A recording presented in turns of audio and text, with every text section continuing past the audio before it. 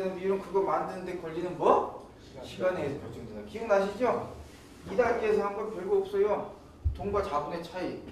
돈이 이윤 먹고 커지는 게 뭐다? 자본이다.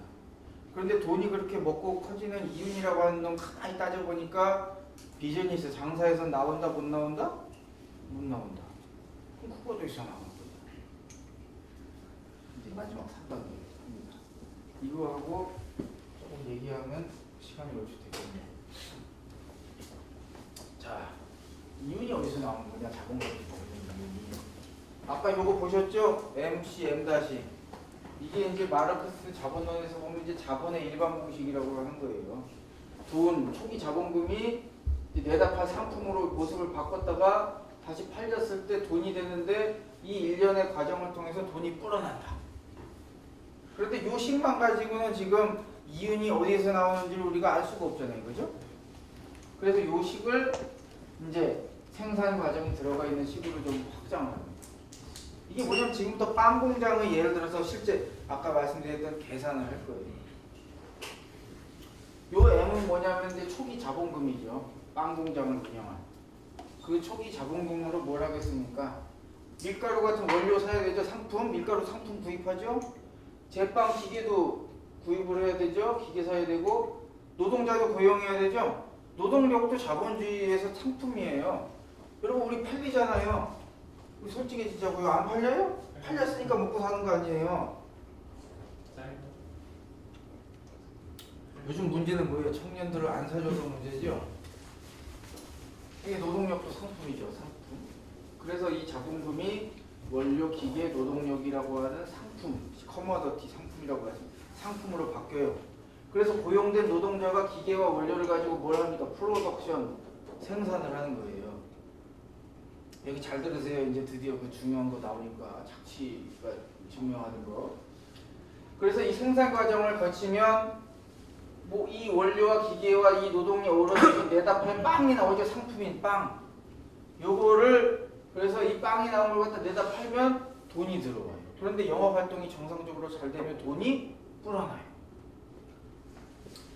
그래서 지금부터 이 불어난 돈이 어떻게 나오는지를 한번 계산을 해보겠습니다. 원료 우리가 이제 좀 모델을 단순화시켜서 계산을 할 거예요.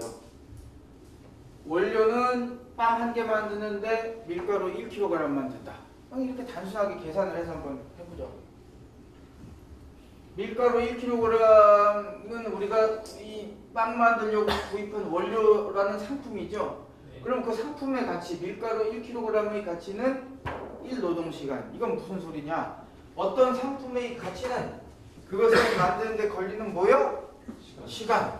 그러니까 밀가루 1kg이라고 하는 상품을 생산하려면 이래저래 해서 1시간이 걸린다. 자, 마치 원가 계산하듯이요. 그 다음에 기계는 제빵 기계 한 대를 만드는데 10,000시간이 걸립니다. 아주 복잡한 기계예요. 그리고 이 기계는 수명이 있습니다. 이 기계로 빵 10,000개를 생산하면은 이 기계가 뻗어져요. 그리고 이제 노동력이라고 하는 상품은 이 노동자 한 명이 출근해서 하루 8시간을 일합니다. 그리고 그 8시간을 일하고 빵 8시간 일하는 동안 빵 8개를 만들어요. 1시간에 하나 만드는 꼴이죠. 그리고 일당으로는 임금으로 빵 하나를 받고 그거를 먹고 죽지 않고 다음날 나와서 또 일을 합니다. 아주 단순한 시스템이에요. 그리고 나서 이제 마지막으로 화폐. 10,000원이라고 하는 화폐 단위는 1노동시간을 표시한다. 이게 무슨 소리냐?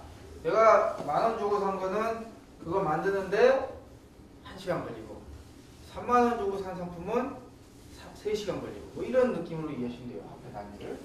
자, 이거 이제 가정을 해놨죠? 지금부터 무엇을 계산할 거냐면은 제가 이 빵 공장에 취직을 해서 하루 8시간 일하는 동안 어떤 변화가 있는지를 계산해야 돼요. 자, 제가 하루 8시간 동안 출근해서 일을 하니까 빵을 몇 개 만들죠? 그 시간 동안? 그렇죠. 8개. 지금부터 이걸 계산할 거예요. 빵, 제가 하루 동안 만든 빵 8개의 가치. 어떤 상품의 가치는 그거 만드는데 걸린 뭐예요? 그러면은 빵 8개 만드는데 8시간이니까 빵 8개 가지는 8시간이라고 지금 생각하시는 분 몇 분 계세요? 땡! 내가 미리 그렇게 얘기하실까봐 사전에 지른 거예요. 그냥 얘기하시면 민망하잖아 서로. 아니 네가 6개 만드는데 8시간 걸린다며. 뭔 소리냐 그렇게 써놓고.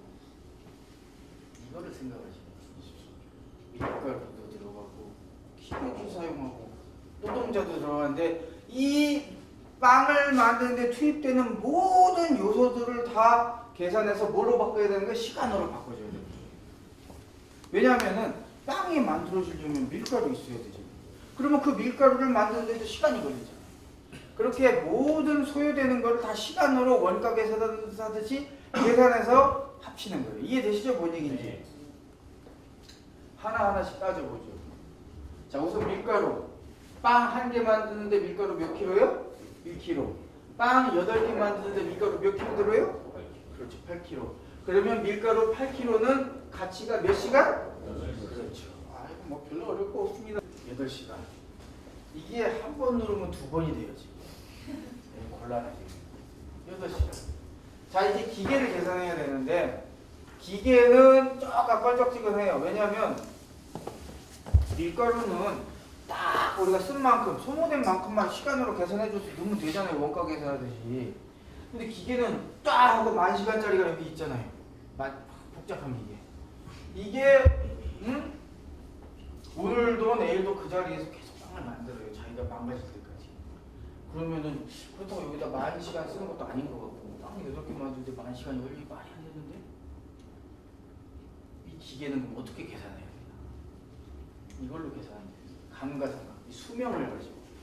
자, 기계는 수명이 있잖아요. 빵을 10,000개를 만들면 기계 한 대가 수명이 다 해서 죽죠?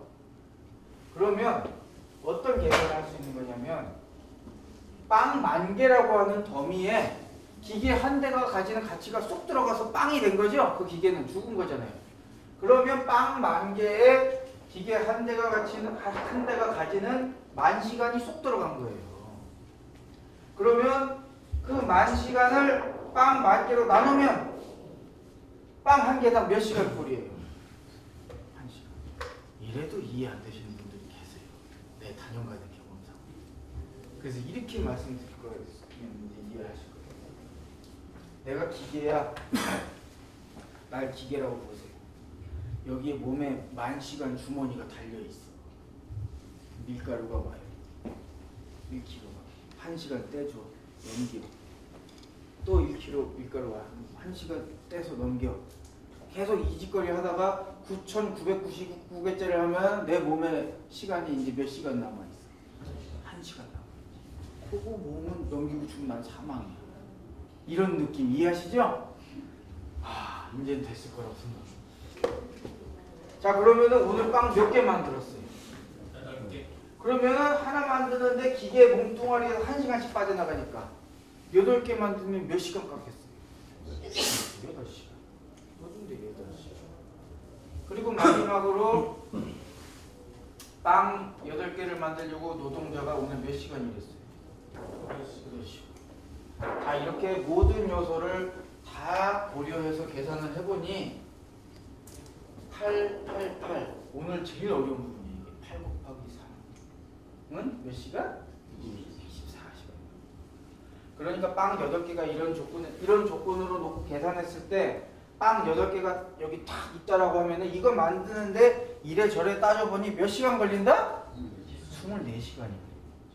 왜냐면 밀가루나 기계 만드는데 걸리는 시간도 다 들어가는 거예요. 그러면 빵 8개 만드는데 24시간 걸리는 거면 빵 1개 만드는 데는 몇 시간이 걸려요? 3시간. 그렇죠. 3시간. 나누면 되잖아. 생각해보면 그렇게 돼요. 왜냐면 빵 1개 만들려면 밀가루 1kg 들죠? 그거 1시간. 기계는 빵 1개 만들면 자기 몇 시간 깎아 먹어요? 아까 계산해보니까 1시간. 그리고 노동자가 8시간 동안 8개 만드니까 1시간에 몇 개 만들어요? 1시간, 1개. 그럼 다 합쳐서 몇 시간? 3시간. 이해되시죠? 네. 자, 그래서 빵 8개는 24노동시간이라고 하는 가치를 가지고 있고요. 그거를 내다 팔면 한 1노동시간이 10,000원이니 24노동시간은 24만원으로 바뀌겠죠. 그리고 이제 이쪽을 채울 거예요. 여기는 뭐냐면은 자본가가 돈을 주고 구입한 생산 요소잖아요. 각 생산 요소들이 가치를 써놓을 거예요. 우선 원료, 오늘 빵 8개 만드는데 밀가루 8kg이 들었고 그 밀가루 8kg의 가치는 몇 시간? 8시간. 아, 1시간이라고 하시면 제가 힘이 빠집니다. 쓰러질 것 같아요. 열심히 했는데. 자, 8시간이고요. 기계는 10,000시간짜리가 통으로 돌아가고 있지만 오늘 빵 8개 만드는 데만 쓰인 이 기계의 감가상각은 몇 시간이죠? 8시간. 그만큼이 투입된 거예요. 이거 좀 투고시고 이렇게 미치겠네. 좀 따라하라 좀. 그리고 이제 노동력의 가치를 써놓아야 되잖아요. 여러분 가치가 뭐예요? 내가 받은 돈이 내 가치 아니야. 적게 받고 있지만 어쨌건. 그 우리 연봉이 내 가치 아닙니까? 그러면은 노동력의 가치는 뭐예요? 내가 받은 연봉인데 지금 1당 계산하고 있죠 우리는? 하루로 계산하니까 이 1당이 뭐예요? 빵 한 개. 그러니까 요거 여기다 빵 한 개라고 쓰면 되는데 지금 단위를 다 맞춰야 되죠? 위에 시간으로 단위를 썼으니 빵 한 개도 역시 시간으로 환산해서 써줘야겠죠? 네. 아까 계산했죠? 네. 빵 한 개는 몇 시간? 3시간. 제가 왜 미리 계산했냐면 여기서 1시간이라고 하는 분들이 또 있어요. 그냥 미리 계산. 단연간의 경험. 3시간. 그러니까 3시간은 사실 돈으로 치면 얼마예요? 3만 원이죠. 그러니까 일당 3만 원 받았다는 얘기예요. 그래서 다 합치면 19노동시간이고 19노동시간은 돈으로 치면 얼마? 19만 원이죠. 그러니까 원료 8만 원어치 기계 감가상각 8만 원에 임금비 3만 원 했다는 얘기예요. 자 보세요. 19만 원에서 출발했는데 끝날 때 얼마 됐어요? 돈 불어났죠. 그러면 자 24만 원이라는 돈이 판매 대금이 들어왔는데 그러면 밀가루값 갚아야 되죠. 밀가루값, 원료값 8만 원 갚고 여러분 아시겠지만 이 감가상각도 다 비용 처리해야 되는 거 아시죠? 여러분 예를 들어서 포크레인 기사야 내가. 그런데 이 포크레인에 대한 감가상각 왜냐면 포크레인도 수명이 있을 거 아닙니까? 뭐 부품도 갈아줘야 되고 그런데 내가 이런 것들을 비용 처리 안 해놓고 돈을 안 모아놨다가 포크레인이 이제 완전 망가져서 사야 돼. 살 돈이 없어. 그러면 안 되잖아요. 그래서 기계 같은 경우도 다 비용 처리해야 돼. 지금 감가상각 얼마예요? 8시간 갉아먹은 거니까 8만 원 적립해야 되죠. 비용 처리해서 기계 감가상각 8만 원. 그리고 인건비가 빵 하나 줬는데 이게 얼마예요? 3만 원. 그죠? 3시간이니까. 빼고 남은 게 얼마예요? 5만 원이 이윤이죠? 이 5만 원 어디서 지금 제목이 뭐예요? 이윤은 어디서 나왔어? 5만 원 어디서 나왔어? 5만 원. 노동력. 밀가루랑 기계에서 5만 원 나올 수 있어요? 죽었다 깨나도 그렇죠. 근데 딱 하나 이윤이 나올 수 있는 게 있어요. 노동력이죠. 오늘 나와서 몇 시간 일했어요? 8시간 일했는데 내가 일당으로 받은 빵의 가치를 환산해 보니 몇 시간? 3시간. 그러면은 나는 몇 시간 삥 뜯겼어요? 5시간 삥 뜯겼죠? 그런데 이 5시간이 정확히 자본가가 가져간 이윤과 어때요? 똑같지. 이게 막스 이게 맞지. 삥 뜯긴 시간. 그러면 생각을 한번 해보세요. 나는 오늘 나가서 8시간을 일했는데 3시간은 나랑 우리 마누라랑 새끼를 위해서 일한 거죠. 그런데 나머지 5시간 누굴 위해서 일한 거예요? 자본가를 위해서 일한 거예요. 나 한 사람은 5시간을 삥 뜯겼지만 우리 회사가 1000명을 고용하고 있다. 이런 근로조건으로. 그러면 내가 그 자본가예요. 그 1000명 회사에. 야, 이게 무슨 광경인지 아세요? 저 1000명의 사람들이 나를 위해서 하루에 5시간씩 일해주고 있으니까 다 합하면 몇천 시간이에요. 5천 시간. 누군가 나를 위해서 하루에 5천 시간을 일해주고 있어요. 내가 부자가 되지 않을 방법이 없어. 그러면 내가 임직원 10만 명을 고용한 재벌이요. 하루에 1시간씩만 삥 뜯어가요. 10만 시간이요. 생각해보세요. 노예 주인들이 노예의 뭘 뺏는 거예요? 시간 뺏는 거죠. 노예들이 자기 인생 다 뺏기는 거 아닙니까? 그리고 아까 지주가 농노 못 뺏는 거예요. 걔가 열심히 일한 거 반을 가져간다는 것은 걔의 인생의 일한 시간의 반을 뺏어가는 거죠. 노예 주인이나 지주나 영주들이 그 노예나 농노, 소작인의 시간을 뺏어서 부자가 되는 거예요. 마찬가지로 자본주의 사회에서도 자본가들이 노동자의 뭘 뺏는 거예요? 인생을 뺏는 거예요. 그게 화폐, 이윤이라는 형태로 바뀌어서 그 사람한테 돈으로 오는 거예요. 근데 여기서 또 골 때린 게 뭐냐면, 아니 이건 네가 식을 이렇게 조건 이렇게 가정했으니까 나오는 거 아니냐. 예를 들어서 일당을 8만 원 준다고 생각하면 어떻게 되냐? 3만 원이 아니라 그럼 8만 원 주면 어떻게 돼요? 자본가가 가져가 있는 이윤이 있어요, 없어요? 없죠. 그럼 자본가가 회사 운영해요, 안 해요? 안 하죠. 미쳤어요. 이윤이 안 하는데 뭐가 회사를 운영해? 그렇다는 얘기는 우리 자본주의 시스템에서 이윤이 발생하고 있다는 얘기는 이꼬로 착취가 있다는 얘기예요. 이윤은 무조건 착취해요. 물론 물건이 안 팔리면 말짱 다 황이지만 영업활동이 제대로 됐을 때 자본가가 왜 이렇게 빠른 시간 안에 어마어마한 부자가 될까요? 여러분 시간 뺏어서 그래요. 막말로 중간 착취 있잖아요. 요즘에는 외주 같은 거, 그러니까 이런 거 있잖아요. 그러니까 삼성 나와라 하시잖아요. 삼성 나와라. 예? 왜냐면은 이 사실상 이렇게 뭐 이런 거 간접 고용 비정규직 아니야 쉽게 얘기하면은. 그래서 직접 고용 비정규직도 있고 간접 고용 비정규직이 제일 골 때린 거죠 이게. 응? 바지 사장 나는 아무 권한이 없었는데 저쪽은 얘한테 얘기하라고 그러고. 응? 그런데 이 간접 고용이라는 걸 보면 더 확실하게 알 수 있어요. 여러분 인건비 떼먹잖아요. 여러분 시간 뺏어가는 거예요.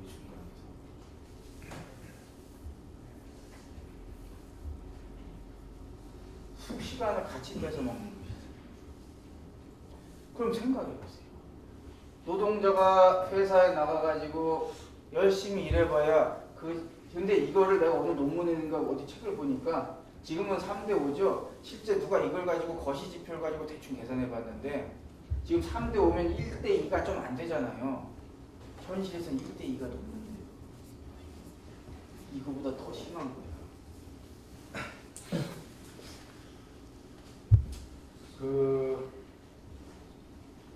비정규직은 무슨 문제일까요? 똑같은 일하고 돈을 절반 받죠. 더 많은 시간을 뺏기는 거예요. 더 많은 시간. 내가 저 사람한테 더 많은 시간을 뺏기는데 내가 잘 살 리가 있어요? 없잖아요. 근데 자본의 입장에서는 왜 그렇게 비정규직을 좋아해요? 쟤한테 시간을 더 많이 뺏어 먹어야지 내가 더 이윤을 창출할 수 있죠. 그럼 여러분이 노동조합을 결성해가지고 투쟁하는 것은 돈 더 달라고 땡깡 쓰는 거예요? 내가 빼앗기는 시간 중에 일부를 찾아오려고 노력하는 거예요. 찾아오려고 노력하는 거예요. 그런 분들이 있어요. 또 자본가도 일하지 않냐. 여기는 지금 자본가가 일 안 한다고 가정하고 했지만 자본가도 일하지 않냐. 그 자본가가 열심히 관리 노동한 대가가 이윤을 가져가는 거 아닙니까? 왜냐면 자본가도 관리하잖아요. 회사 관리를. 그런데 그건 말이 안 돼요. 왜 말이 안 되냐? 요즘 트렌드가 어떻습니까? 회사가 커지고 하니까 소유와 경영이 더 통일돼 있어요? 분리돼 점점? 분리되죠? 소유주가 따로 있고 고용된 사장, 경영자가 따로 있어요. 그렇잖아요. 뭐 인사 무슨 그래서 주주들이 모여가지고 그거 선임하잖아요. 바지 사장 일종의. 그럼 생각해보세요. 만약에 자본가가 이윤을 다 가져가는 명분이 그 사람이 하는 관리 노동에서 나오는 거라면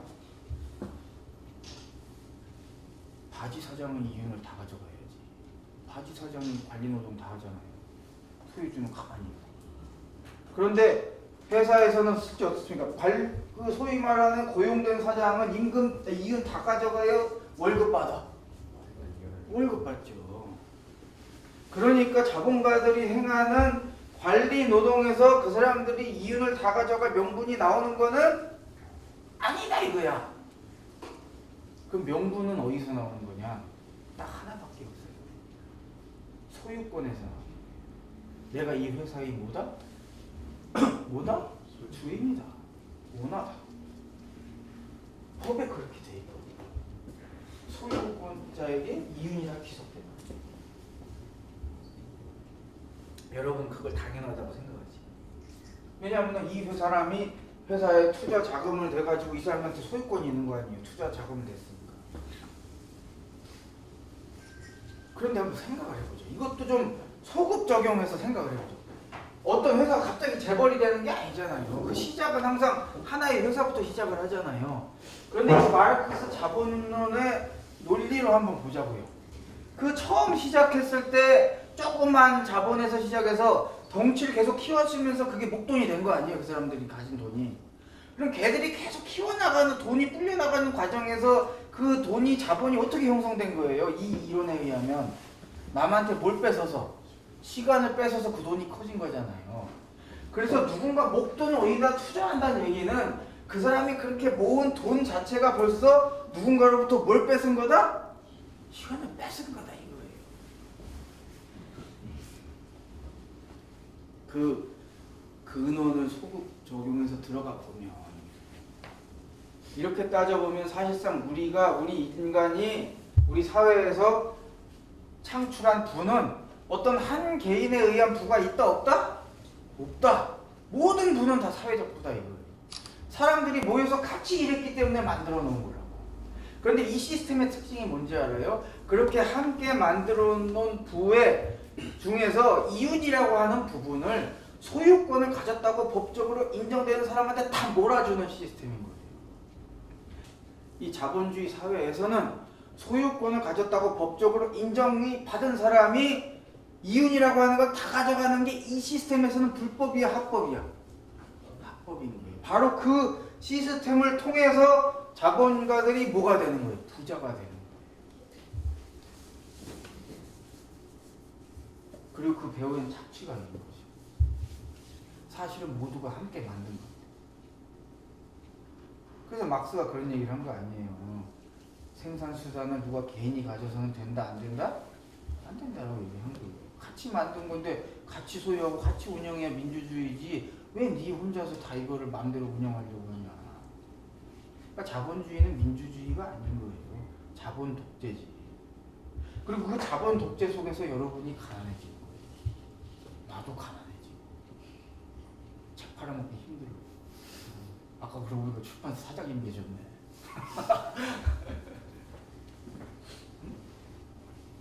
그렇지 않고서는 어떻게 한 사람이 그 어마어마한 부를 가질 수가 있겠어요? 우리 사회에서는 한 인간이 빌딩 수천 채에 해당하는 부를 가지고 있는데 그 인간 혼자 떡 떼가지고 섬에 처박아나 봐요. 혼자 평생 빌딩 수천 채 지을 수 있어 없어? 없거든. 빌딩 한 채라도 못 지어요. 그거 지으려면은 그 기술 익히는데도 시간 걸리고 그거 만드는데도 시간 걸리고 시멘트는 어떻게 만들 건데 딴 사람이 시간 걸려서 만드는 건데. 그런데 어떻게 그런 부를 이 시스템에서 가질 수 있어요? 소유권을 가졌다고 인정되는 사람에게 이윤을 다 몰아주는 것이 여기서 소위 말하는 합법이라는 형태로 이루어지고 그 속에서 착취가 나옵니다. 여러분은 그 시스템의 피해죠.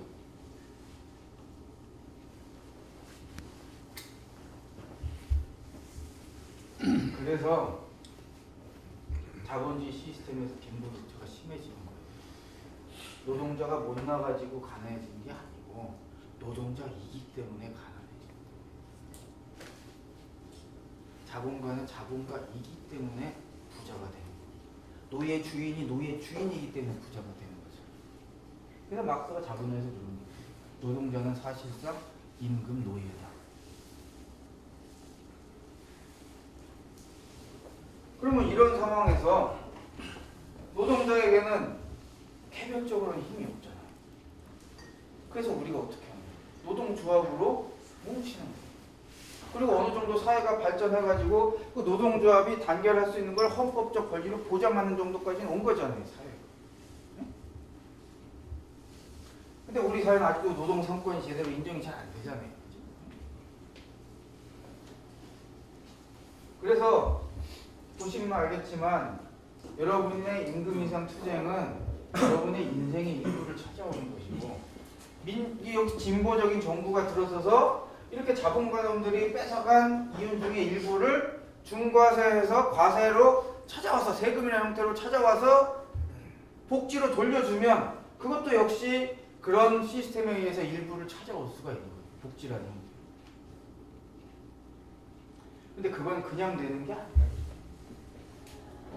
소위 말하는 복지가 잘 돼 있는 나라도 있잖아요. 스웨덴이니 뭐 이런 나라들. 맨날 우리나라도 그런 얘기 많이 하잖아요. 우리도 복지가 좀 잘 됐으면 좋겠다. 내가 그런 나라들이 어떻게 그렇게 복지사회를 만들었나 무상의료, 무상교육도 하고 이제 한번 내가 궁금해서 봤어요. 그랬더니 뭐 딴 거 없더만. 그런 나라들은 이런 거예요. 뭐 스웨덴 같은 경우 막 그 뭐 노동자의 한 90%가 다 노동조합에 가입이 돼 있어. 유니온 삽이 대부분이고 들어가면 그냥 조합원이에요. 그러니까 대다 민주노총이야. 길에서 차이는 노동자들이 다 민주노총이야. 그럼 이제 어떤 현상이 생기겠어? 다 나한테 강의 듣는 거지. 그럼 이제 현실을 보는 눈이 뜨이잖아요. 근데 거기서 끝나는 게 아니에요. 노동자들이 빡치잖아. 각성하잖아요. 그래서 이제 단순히 노동조합을 만들어서 투쟁만 잘하는 게 아니고 법과 제도를 바꿔야겠구나. 이런 생각까지 가는 거예요. 그럼 법과 제도를 바꾸려면 뭘 해야 돼? 정치를 해야 되잖아요. 그죠? 그래가지고 그냥 어떻게 하는 거예요? 계준에 있는 정당들한테 막 맡기는 게 아니고 노동당을 만들고 사회당을 만들고 사회민주노동당 같은 걸 만들어서 어떻게 하는 거예요? 선거에도 나가는 거예요. 그래서 그게 뭐 국회에 뭐 3-4명한 찌끄레기 당이 되는 게 아니고 그런 당들이 집권을 했어요. 거기서. 집권을 해서 어떻게 하는 거예요?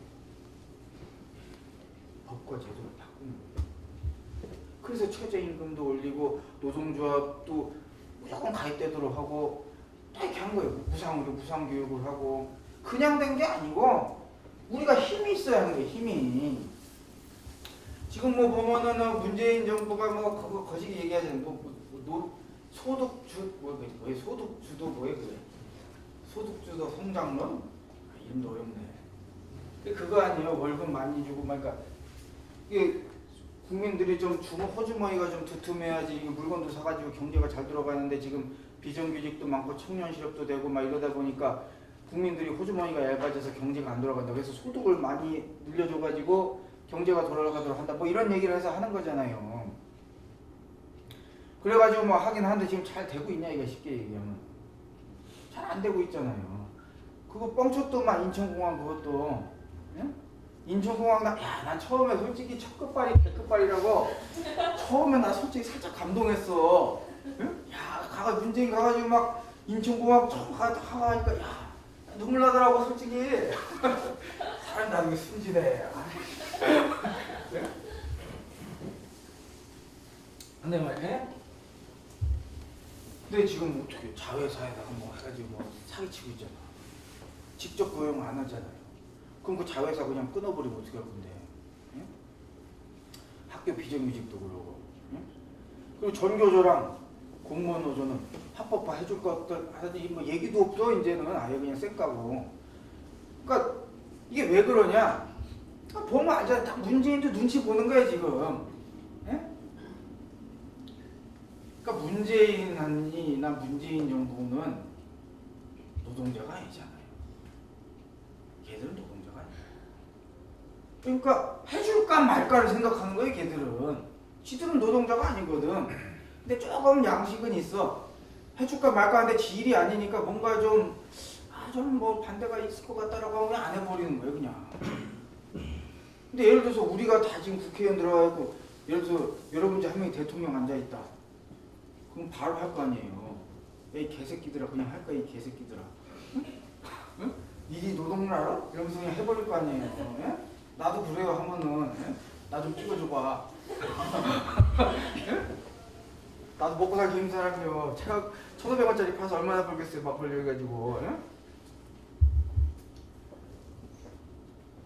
그래서 이제 중요한 것은 결국에는 보니까 남한테 맡겨가지고 되는 게 아니고 우리 노동자들이 정치 세력화를 해야 되고 우리가 힘이 커져야지만 다 해낼 수 있는 문제. 쟤들은 조금만 여론이 막 흔들려도 안 해버리죠. 지들 일이 아니니까. 그래서 노동자들이 각성해서 노동조합도 힘있게 키워내고 그리고 단순히 그렇게 해서 임금 협상 투쟁만 하는 게 아니고 정치적으로 자각해서 법과 제도를 바꾸고 국가의 모델도 바꿔버릴 수 있는 정치 세력화에서 정당까지도 키워내는 게 중요한 거예요. 우리나라 보수 양당제를 뒤엎는 정치 변혁이 있어야 됩니다. 그래야 가능해요.